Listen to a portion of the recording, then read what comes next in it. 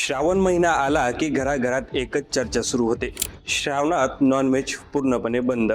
पण तुम्ही कधी विचार केलाय का, लोक हे फक्त परंपरेपोटी करतात की या मागची काही वैज्ञानिक कारणंही आहेत?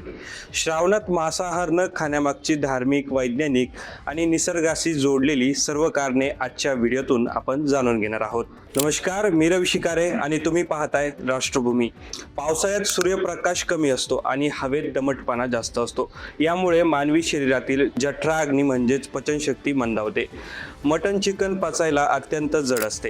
या दिवसात ते खाल्ल्यास अपचन, ॲसिडिटी आणि गॅससारख्या समस्या उद्भवतात. पावसाळ्यात हवामानात बॅक्टेरिया आणि फंगस वेगाने वाढतात.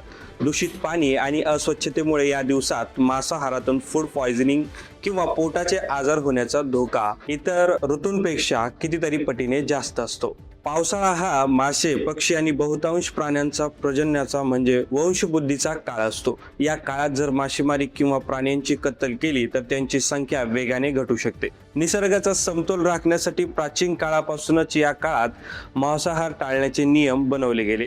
सात्विक आहार आणि आयुर्वेदानुसार अन्नाचा थेट परिणाम आपल्या मनावर होतो. मांसाहार हा तामसिक मानला जातो, ज्यामुळे आळस आणि चिडचिड वाढू शकते. श्रावणात सात्विक आहार घेतल्याने मन शांत राहते आणि ध्यानामध्ये एकाग्रता वाढते. धार्मिक दृष्टीने श्रावण हा भगवान महादेवाचा अत्यंत प्रिय महिना मानला जातो. या महिन्यात उपवास आणि संयम पाळून आत्मशक्ती सुद्धा साधली जाते. मांसाहार सोडणे हा याच संयमाचा आणि निसर्गाप्रती दयाभाव दाखवण्याचा एक भाग आहे. थोडक्यात सांगायचे तर आपल्या पूर्वजांनी आरोग्य जपण्यासाठी आणि निसर्गाचे संरक्षण करण्यासाठी धर्माची जोड देऊन एक सुंदर परंपरा निर्माण केली.